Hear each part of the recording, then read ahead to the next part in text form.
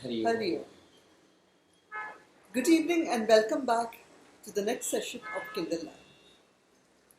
Yesterday we spoke about the person returning the purse. If it were you and you found a purse or wallet full of money on the first of every month when that foolish man was going home, didn't even realize it had fallen down, what would you do? Would you keep it with you? Or would you call back and tell the man, oh silly fellow, don't even know what you've missed? And what would you think of it? As a charity that you've given back? So, the responses to the situations in the world depend on the quality of our mind and intellect, which are conditioned by our vasanas or past experiences. With God's blessing, we always have a chance to improve and better all of these qualities and ultimately remove the vasanas from our life in order to gain liberation. So let us go ahead and see what more is there, labor, work or achievement. So let's begin today's session with special prayers because it is Janmashtami and we wish you all a very Shubha Janmashtami. Shri Krishna Sharanam Mama Shri Krishna Sharanam Mama Shri Krishna Sharanam Mama Shri Krishna Sharanam Mama Shri Krishna Sharanam Mama Sharanam Mama Sharanam Mama Om Samasta Jana Kalyane Niratam Karunamayam Namami Chinmayam Devam Sadgurum Brahma Vidvaram Om Sahana Bhavatu Sahanau Bhunaktu Sahaviryam Karavavahai Tejasvinavadhitamastu ma Vidvishavahai Om Shanti Shanti Shanti Hari Om Shri Guru Namaha Hari Om. Alright. We read further. With external challenges remaining the same, different individual seems to reach to them differently, and their reactions are their actions, as we call them. One individual acting in the world outside bumps into achievement and success, while other individual in the same field of world is reacting to it so unintelligently that he is bumping downwards to disastrous sorrows. No doubt, you and I immediately and blandly say, the world is a bad place. You would like to curse somebody for your failures. Just as a bad worker will always say, my instrument was not good. In fact, his work was bad and he wanted to justify himself by saying that the instrument was bad. Similarly, the majority of us are escapists from life, and when we are meeting with failure, we want to attribute our failure to a cause somewhere outside. It's so true. It is so because nobody was helping me. It is because the world has not given me a good chance in life. It is because of the environment, etc., etc., etc. The finger is always facing outside. But essentially, when we analyze a human personality, we shall find that if I am failing, if my actions are bringing about more unhappiness to myself and the world, It is not because of the world, but because of my own faults and wrong responses to the challenges from the world. In the Mahabharata war, we find that Krishna was also facing Duryodhana, Arjuna was also facing Duryodhana. Both of them were facing the same challenge. Both were facing the war, and yet we find Krishna smiling with joy of confidence, while Arjuna becoming hysterical, falling down from the chariot to say, I cannot fight. I do not know what I am to do. Which is the right, which is the wrong? Am I to fight or am I not to fight? In the war of Mahabharat, the greatest war that is there in Indian history. Two huge forces, the very powerful force of the evil and even more powerful because God Shri Krishna was on their side, the force of the righteous. Arjuna, the greatest warrior of all times, who from his birth, from his childhood, was trained to be a leader, to be a warrior, and he turned out to be the best among the best. And when the time came when he had to actually fight that war, and who was beside him? The Lord of all Lords, Shri Krishna. And yet he buckled in the chariot, he gave up his weapons and sat down, saying, what am I doing? Why should I fight this war against my own kith and kin? Forgetting the numerous sins that had been actually committed by his kith and kin. The war was not about individuals. The war was not a family affair. The war was for dharma. You have to choose your sides. And I believe that following the scriptures, we always choose the right side. So let us see what challenges come ahead.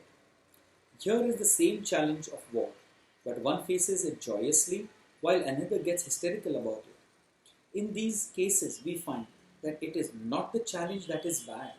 It is the man who has the capacity that acts properly. He who gives himself over to some negative tendencies like fear acts wrongly. You know, Rajshree, the word fear is such a small word, one fear. But you know what happens? From fear comes anger. And once anger comes, what happens is your discrimination was what is right and what is wrong goes away. Once discrimination goes, your complete intellect is destroyed. The control is gone. You can't do anything right. You can't know anything right. And then your actions will be wrong. And once your actions are wrong, your karma is wrong, the results are wrong, and then your bindings come and the cycle continues. Success and failures are our own success and failures, not of the world outside. The same situation, the same sun, moon, the stars, the same climatic conditions, the same flora and fauna, the same town is available for all of us. But I fail in the town and become a tragic man of the village, while you become a successful man in the same village. How is it possible? It is only because I know not how to meet my challenges and to react properly, while you know how to react to them and therefore are able to make an environment conducive to your own development and growth. How many times we have seen two magnificent, talented sports players, both of the same age, both of the same caliber, both everything. Once they come to the limelight, one shines and continuous movement ahead, and the other becomes attracted to the wrong things and goes backwards and downwards. We see it in two business brothers also. One so highly successful and one doomed to failure. What you choose is your choice. We find that the responses of an individual will depend upon the type of ideas and ideals he has. The higher the ideals, the greater the inspiration to act on in the world. This ideal, every individual discovers to himself. Nobody can give it. A great painter, an artist, or a scientist, a freedom fighter a political leader, all of them have their ideals. To the extent we can faithfully live up to the great ideals, dedicate ourselves to the ideals, more and more a good column of energy seems to spring forth from our heart, and we are able to apply that energy into activity, pursuing our ideas. Please and hold on to the word new column of energy. It is going to open up and be beautiful for us. Thus, everyone must necessarily have an ideal. If that vision of our goal or life is nothing but then, I must have a comfortable life, my body must be fattened, I must have good food, clothing, shelter, my wife and children must be happy, then that goal is so low that there is no inspiration at all. Or whatever the inspiration is, just about me and mine. Really, you have one life. You don't know what your past was, what your future will be. And in that present life of yours, that's all you want to do. In general, Guruji is asking, Gurudev, if you ask 100 young men, who are you working? How are you working here? Why have you joined the secretariat? Etc. Every one of them, without an exception, will say, it is all pet ke vaste. We have all heard this. Pet ke vaste. For the belly's sake. Beyond there is no goal in life. To fill the stomach or to look after my wife and children is the maximum goal that we have got this moment. And when you aim at this goal, you are exhausted, tired and weary. Weary means बहुत physical exercise करने के बाद जैसे थक जाते हैं, extremely tired. Yes, please. Now Guruji is going to give a nice example to us also. But he continues, friends, I meet often many secretariat people. Their general complaint is, Swamiji, there is no time to study. There is no enthusiasm to study anything. No enthusiasm to live a higher life. Why? Because we are exhausted by the time we come from the secretariat. Pitiable is the condition of the secretariat club. We are living far away. Early in the morning we cycle up the distance or we go by bus and we have to stand in a queue, and by the time we reach the secretariat and come back late in the evening, Swamiji, there is no energy at all in us because of the exertion of work. Swamiji asked a question and they replied that how exhausted they were with what they were doing from morning to evening. Go to a village, observe the farmer working from morning onwards till late in the evening. He comes home, takes a bath, has his dinner, and thereafter he takes his drum and the singing and dancing of the village folks goes on until midnight, smiling and laughing. He is hale and hearty, he is not tired at all. Being scientifically minded, let us analyze how much that energy that you and I in the secretariat spend as against the farmer in the field. When analyzed, we meet with an amazing contradiction. We can imagine that. Take an individual who is working in the secretariat. Early in the morning, he gets up at 6 o'clock. And then what happens? He says, as soon as I get up, I am worried because my tea was not given to me in time. After tea, Swamiji, I went and took my bath and washed myself. Then I had to go to the bazaar and get the vegetables and come back. Very good. Swamiji says, very good. How far was the vegetable market? 1.5 furlongs away. You know how far it is, Rajshree? 1.5 furlong? Yeah, just to let you know, because it is no longer used. 1 furlong is 201 meters. You know 100 meter dash. So this is 201 meters or 1/8 of a mile or 660 feet. That is the distance of 1 furlong. Very good. You bought the vegetables. Then they cooked for me. They cooked the food. Means the whole family is cooking for me. I ate the food and then I had to dress myself and go to the bus stand. How far away is the bus stand, by the way? 1 furlong. How much is 1 furlong? We know. All right. 1 furlong you walked and stood there in line. When the bus came, you stood inside the bus. The bus took you to the secretariat. You got down and went upstairs to your room, and there the secretariat clerk says, I am tired already. In an air-conditioned room, Air-cooled room, or a room which is water-cooled properly, and a ceiling fan going terribly, there you say, I am tired. Then he goes to the canteen for refreshment with a hot cup of coffee.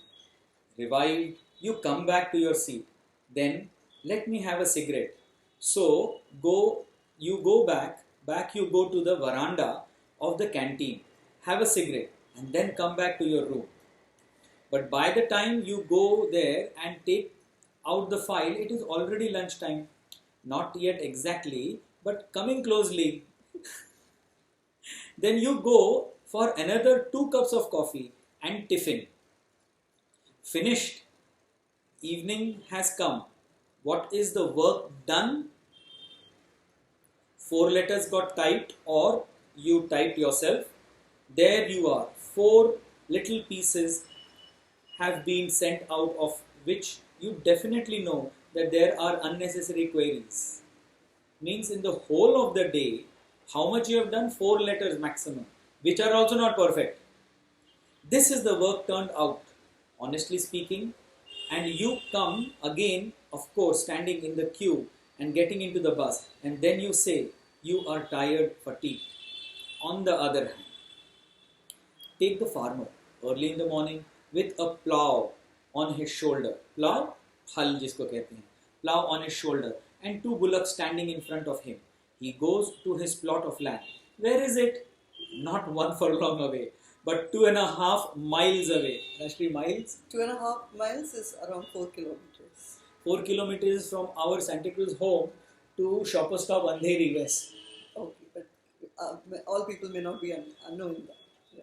There he goes on plowing from morning till noon. Then he eats what he has bought with him in the morning, or what his son or daughter brought for him. He has been standing in the hottest sun. Plowing is a very strenuous indeed, and he gets exhausted. Up to 3, from a noon to up to 3 o'clock, he takes rest. And again from 3 he plows, and at about 5:30 with the bulls and the plow, he comes back walking 2.5 miles. The amount of perspiration that he has brought out himself, the calories, physical energy that he has spent in the field are incomparably larger than that of the clerk or an assistant in the secretariat. When he reaches home, a farmer takes a bath, takes his dinner, and goes to the chabutra. Chabutra means the terrace or a higher place. Sits on the charpai. चारपाई हुआ करती थी, 4 sticks and then रस्सी बांधकर उस पर बैठा करते थे. I think all Indians know that. And thereafter starts his song in full-throated glee. He goes on and on with joy of ecstasy, and there he has a revelrious time the whole night. Where did he get that much of energy? Subah se lekar morning to evening he's been in action. And then in the night after food he's singing and enjoying it. Where does he get this energy? Gurudev answers. In human beings, if human beings have got that much energy, where is that energy going from us? It's coming out of us. So where is it going? So much energy. When you are saying that you are tired, my friends, I am not trying to prove that you are not tired. You are really tired. That farmer is not tired, because tiredness of life comes not because of physical exertion. Physical exertion cannot give you fatigue, and if at all there is fatigue, you rest half an hour and the physical body will revive itself. But the real fatigue that you and I in towns feel is only the exhaustion of the mind. The moment the clerk got up in the morning, he was worried for his tea, of his little room tentment. Tentment means his own little house, own little room. Of his position, of his not getting more pay. Worry. Even in the bazaar, he is worried because the vegetable merchant has got more money than he has. Whether you whether Whatever you see. whatever you see makes you worried. Somebody has got a cycle, you are worried that you have not one. Somebody has a Lambretta. If you all remember, Lambretta was a original scooter which used to be in India. The long back with the hand gear changing. Lambretta. Why should that rascal have the Lambretta? Whenever anybody going in a car, you are worried. Why? Because he is going in a car. Therefore, you cross the road and make the car stop and wait until you cross the road. So much is your mental tension. You may have experienced this many times. People just walk into the middle of the car and they'll give a look and then they walk across. Even if it is not their chance to cross. All pent up frustration. Although these years and times are in the past, around 1960s, the problems are still the same. The examples you may change, but the problems continue the same. So let's see the solutions. I am worried. I am worried in a million ways. And by the time I go to the secretariat, my energy has already ebbed out. When I see the superintendent, I am worried about him. I am worried about everybody, including the peon in the secretariat, who seems to be smiling more and more while I weep more and more in my mind. This is really funny. Thus, you get mentally exhausted, even though physically you have not done a lot of work. While in the case of the farmer, he thinks of his land and feels happy. When he plows with his bull, he feels happy because it is his bull. He walks 2.5 miles and at that time he is dreaming. His legs are not touching the ground, for he is thinking of his smiling land. He plows on, and each day he is plowing physically. He does not get exhausted, but mentally he is in an ecstatic musical form. In the music of life itself, music of action. He is very happy in thinking, and therefore he is not at all exhausted. By the time he comes back and takes a bath in the evening, he has revived himself and there is still a lot of energy in him. The satisfaction of work. This fatigue that we are feeling in modern days is not the fatigue of the physical exertion. For the modern conveniences are such as we need not spend our energy to go upstairs. We need not spend energy because lifts are there. All over, we have comfort to economize our precious energy, and yet we complain that we have no energy at all. It is all because of mental upset, which is the outcome of having no goal to aspire for or to keep in front of us. There is no goal, there's no aspiration. Just think for a moment that you have to go to a party, or you have to go to your own children's wedding or something, and you are starting from the house. The enthusiasm you have, the energy that you have, that you want to reach, you want to go there, and then the whole day you're going to spend in activity. So you are not exhausted that time at all. But what is it that exhausts you? Because you have nothing to look forward to, nothing that is an ideal or a goal. And complaining mind continuously is jealous of others, complaining. Worry and yes, jealousy. Many negative tendencies. Our goal is somehow or the other go away from the office, doing the least work and getting maximum, and thinking how we can start the next strike so that we may get a little more for a little less work. This is all our thinking. When this negative thought comes, however much you are well looked after by the government, by your wife or father-in-law, still you will be the most unhappy man in the world. Gurudev drives the point home that when you are unhappy and unsatisfied, whatever anybody else may do, including your father-in-law, you will not be happy. You will be tired. Reading further. A man's happiness depends not only upon the work in the field in which he is working, but also on his mental climatic condition. This is a very special 3 words put together by Gurudev. What your condition of your mind is when you are working around in the surrounding. Even if you are working with the slums, but if your mind is happy If your mind knows that this is my seva to the nation, that my nation is getting forward, it is getting cleaner, then you won't be tired because of your surrounding. And on the other hand, even if you're working in the most beautiful gardens, but if your mind is filled with this, oh, what to do, what to do, what to do, you will feel exhausted working in a beautiful garden also. Mental climatic condition or his mental health. The mental health can be maintained only when there is a greater goal in front of us to inspire us. The higher the goal, the greater is the enthusiasm that inspires us. We discover new source of energy welling up in ourselves for our pouring out tirelessly into activity in the world. It is unavoidable that we must have a clearer and more creative goal in our life so that we may look up to that goal and draw inspiration from it for our actions. When we have a goal in life, such as that the nation's prosperity, the country's progress, the goal itself inspires us. And the more it inspires us, the more we find the required energy for tirelessly activity. Absolutely true. In the days of revolution, thousands and thousands of people walked with Gandhiji from one part of the country to another part, Dandi March, just to make some handful of salt. So much of energy, where did it come from? From the ideal, from the inspiration.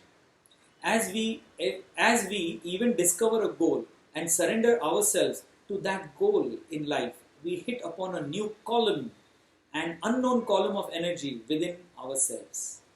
When I am talking to you, perhaps you have some intellectual perception of the ideal life and therefore you may surely feel inspired. But once the Swami is gone, the source of that inspiration is gone. You are back again in the good old ways. Where was that energy gone? The energy was with us, but it is dissipated into various channels, and that water of energy is not available for irrigation of activity. Rajshree? We have seen that when we hear some wonderful talks, or we hear some intellectual or even some Mahatma speaking to us, we get very inspired. There are many teachers who really inspire their students and work hard. And the students also in turn shine. They do brilliantly. But mostly, it all stops when that teacher goes away, or when he's not in front, or when the Mahatma has given his speech and left us. So what happens at that time when the teacher was in front, or we were listening to the Mahatma's speech?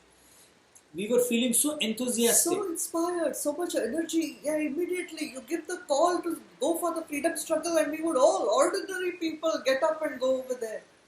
But then when the cause is done, what happens? Well, does this energy which is within us go? Then we may build a dam and thereby discover a new column of water. But if this new column of water is not made use of and is not taken by the canals on both sides of the land, then the land cannot be cultivated properly. In order to make the land more arable, we want water, and for the purpose we have made the dam. By damming the river, we have found a new column of water. But this new column of water in the dam cannot create food, cannot create crops in the field unless the canal system brings the water into the various fields and waters them properly. Understood? The energy is there, but it is not channelized to the right place further. Similarly, by surrendering ourselves to a greater goal, we find new enthusiasm and energy. But that enthusiasm or energy, if not properly channelized, either stagnates or dissipates into unnecessary channels and thus becomes unproductive. Dissipates means it disappears slowly. This leakage of energy takes place, according to the great acharyas of the past, through the three dissipating channels. The new energy discovered by surrendering ourselves to a greater purpose in life must be carefully preserved without dissipation. But in our present mental condition, No sooner do we find the energy than Then it dissipates through three leakages, very serious leakages indeed, so serious that whatever the quanta, there is a spelling mistake there, it is not quota, it is quanta, the amount, the quanta of energy we have, it gets exhausted in no time.